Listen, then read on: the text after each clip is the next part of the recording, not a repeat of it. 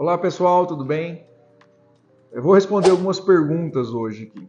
Meu engenheiro fala que sou obrigado a fazer água de chuva, captação de água de chuva, né? Estou em São Paulo, é verdade? Sim, no estado de São Paulo existe uma lei estadual de número 12.506 de 2007 que ela obriga a você fazer captação de água de chuva em áreas acima de 500 metros quadrados de impermeabilização, tá?